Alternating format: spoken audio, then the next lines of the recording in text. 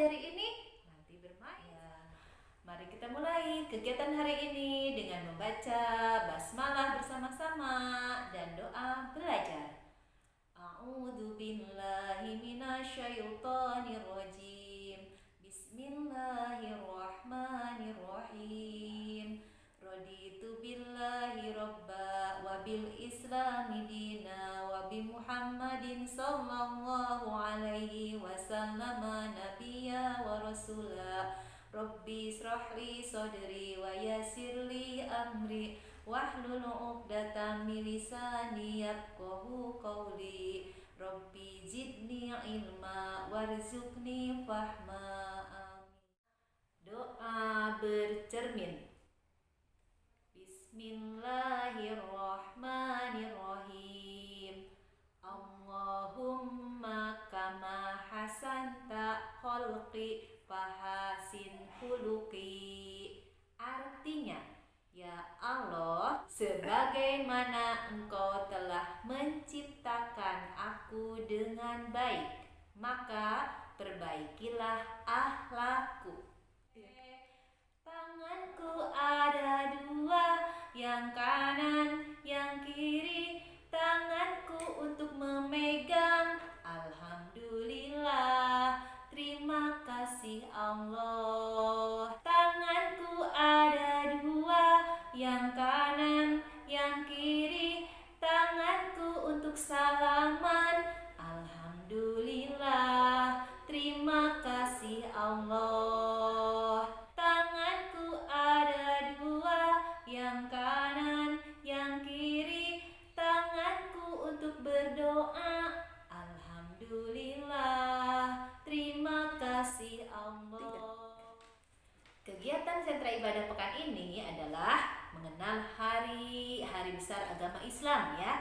Ada hari raya Idul Adha, ada hari raya Idul Fitri, ada Isra Mi'raj, terus 1 Muharram, Maulid Nabi. Nah, itu contoh macam-macam hari besar agama Islam. Nah, untuk pekan ini di sentra ibadah kita mau mengenal hari besar agama Islam, yaitu hari raya Idul Adha. Nah, teman-teman tahu nggak apa tuh Idul Adha ya?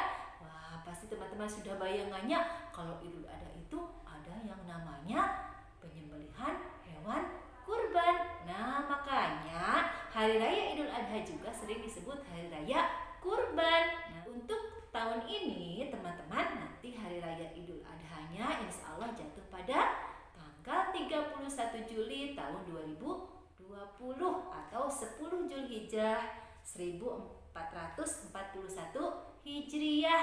Nah, teman-teman masih ingat binatang apa saja yang bisa buat berkurban? Wah, masih ingat ya teman-teman ya? Ada sapi, ada kambing, ada domba. Ada apa lagi ya teman-teman ya? Ada unta. Nah, itu hewan-hewan yang biasa untuk kurban ya teman-teman ya. Tapi kalau di negara kita, kalau unta belum bisa ya. Itu adanya di sana di Arab ya. Oke, teman-teman. Nah, kita mulai ya kisahnya tentang Nabi Ismail dan Nabi Ibrahim. Kecilnya ya. Oke, Nabi Ismail itu ayahnya bernama Nabi Ibrahim. Kemudian ibunya bernama Siti Hajar. Nah, ketika waktu kecil, Ismail kecil itu dan ibunya itu, teman-teman, sama ayahnya ditinggalkan di padang pasir yang tandus. Ketika itu bagaimana ibunya Siti Hajar berlari-lari kecil dari Safa ke Marwah. Nah, yang sekarang menjadi praktek sa'i untuk ibadah haji, mencari air untuk anaknya Ismail. Nah, sampai menemukan dan kemudian menjadikan air yang keluar dari kakinya Nabi Ismail saat menendang-dendang itu menjadi air Zam-Zam. Nah, itu ketika Ismail masih bayi. Nah, selanjutnya, beranjak besar, akhirnya Nabi Ismail sudah sekitar berusia 10 tahun. Ayahnya atau Nabi Ibrahim kembali lagi ke padang Arafah tersebut untuk menemui Ismail dan ibunya Siti Hajar. Waktu itu Nabi Ibrahim sangat rindu sekali kepada anaknya dan ingin bertemu, ingin melihat bagaimana pertumbuhan anak yang ditinggalkannya. Nah, dalam perjalanan Untuk sampai ke padang Arafah itu, nah Nabi Ibrahim beristirahat. Nah, sebelum sampai di Arafah, nah Nabi Ibrahim bermimpi, teman-teman. Mimpinya itu beliau disuruh untuk menyembelih putranya, yaitu Ismail. Nah, kemudian sesampainya Nabi Ibrahim di Arafah bertemu dengan istrinya Siti Hajar dan Ismail, dengan rasa takut Nabi Ibrahim menyampaikan kepada Ismail, "Wahai anakku, semalam ayah bermimpi. Dalam mimpi itu ayah disuruh untuk menyembelih kamu." Bagaimana kira-kira ya perasaan Ismail ketika mendengar ayahnya berkata seperti itu?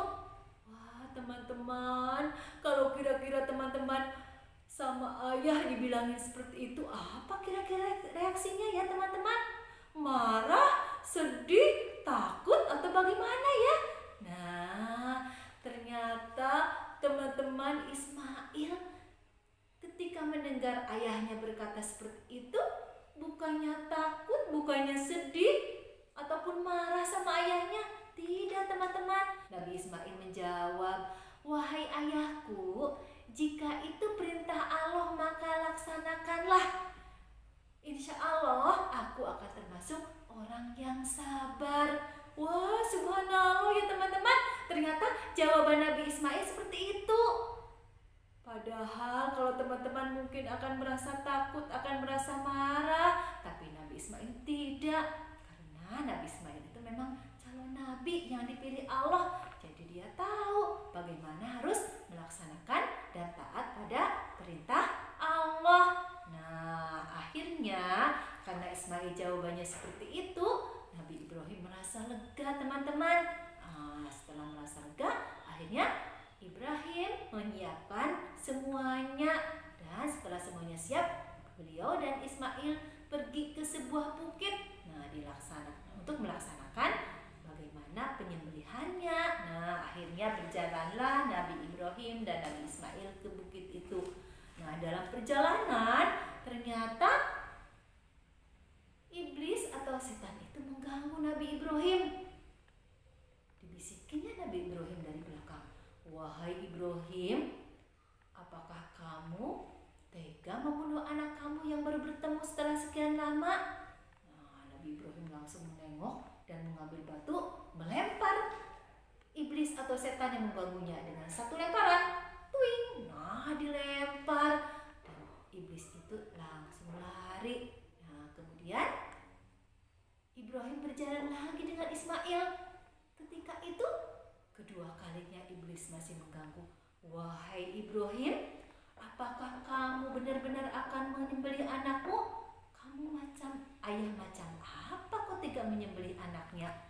Ibrahim kembali lagi mengambil batu dan melempar yang kedua. Nah, terus ternyata iblisnya lari lagi.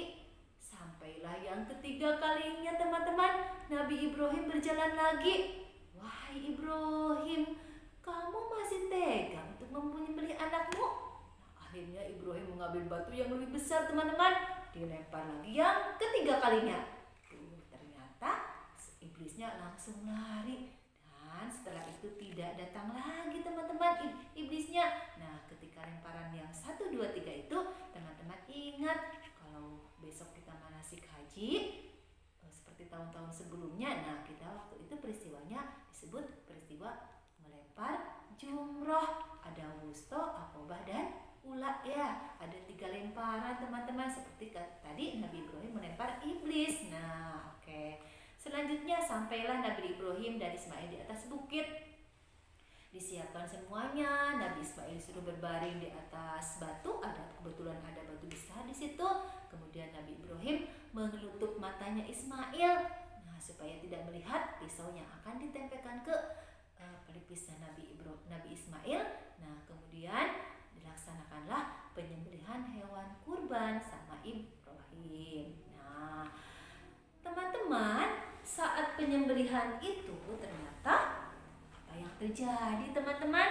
Nabi Ibrahim sudah siap, Ismail sudah di atas batu ternyata. Kemudian si pisaunya sudah terhunus tajam, kemudian ditempelkan ke lehernya Ibrahim. Kemudian apa yang terjadi teman-teman?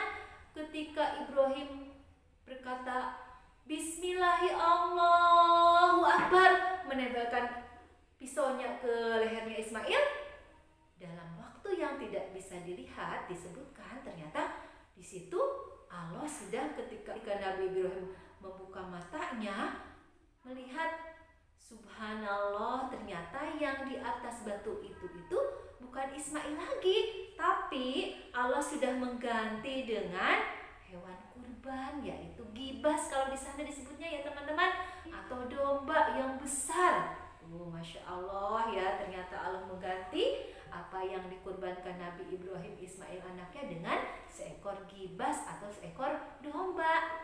Itu tadi ya, Masya Allah, Allah memang maha kuasa. Tuh tadi Nabi Ibrahim dengan tulus akan mengorbankan anaknya, Ismail juga dengan ketaatannya dia bersedia untuk disembelih, tapi Allahu Akbar, Allah maha besar, ternyata Allah sudah menggantikannya dengan hewan kurban. Nah, makanya teman-teman, sekarang penyembelihan hewan kurban itu sudah dilaksanakan dengan hewan kurban yang memang sudah ditetapkan ya, sapi, kambing atau domba, juga unta. Jadi dari peristiwa penyembelihan hewan kurban itu bisa diambil hikmah teman-teman. Jika kita patuh atau taat pada perintah Allah dan Ismail taat atau patuh pada perintah orang tua, ternyata Allah Subhanahu wa taala pasti akan menganugerahkan rahmat dan hidayah ya, untuk menjadikan kita penghuni surga teman-teman.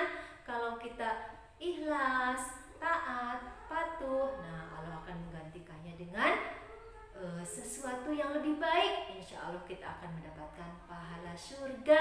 Amin ya robbal alamin. Bahasa Arab. Nah, untuk kelompok A hari ini kita mau mengenal kata bahasa Arab gonamun. Nah, sesuai dengan tema tadi tentang hewan kurban ya. Oke. Gonamun hurufnya teman-teman ya. Goin, nun, mim ya. Goin, nun, mim ya. Nanti kalau ada kosakata pertama, nah membuat huruf goin dulu ya, seperti angka 3 teman-teman. Tapi yang satu setengah lingkarannya besar, yang satu kecil. Nah, goin. Nah, sudah jadi. Kemudian yang kedua huruf nun. Ya, gampang ya teman-teman ya. Nun. Ya. Kemudian yang terakhir huruf mim. Nah, oke, seperti ini. Nah,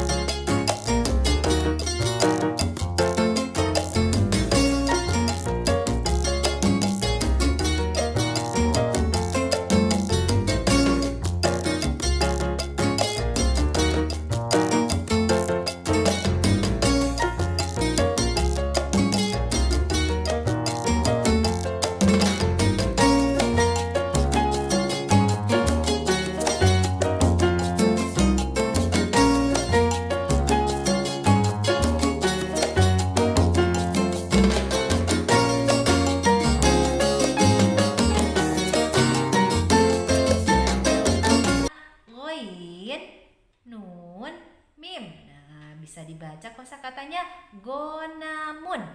Gonamun. Artinya apa teman-teman? Kambing. Nah, tadi kambing bisa untuk hewan kurban. Oke ya. Oke teman-teman. Alhamdulillah untuk hari ini kegiatannya sudah selesai ya teman-teman. Tadi Ustazah ingatkan lagi, tadi teman-teman sudah belajar apa ya teman-teman? Sudah belajar mengenal Hari Raya Idul Adha atau Idul Kurban. Kemudian yang kedua teman-teman mengenal kosakata bahasa Arab. Untuk kelompok A, gonamun artinya kambing. Ya teman-teman, mari kita akhiri kegiatan hari ini dengan membaca hamdalah dan doa kafatul majelis bersama-sama. Alhamdulillah. Alhamdulillahi rabbil alamin. Subhanakallahumma wa bihamdika asyhadu an la ilaha illa anta astaghfiruka wa atubu ilaik. Nah, kalau saya ada salah mohon maaf. Terima kasih. Wassalamualaikum warahmatullahi wabarakatuh.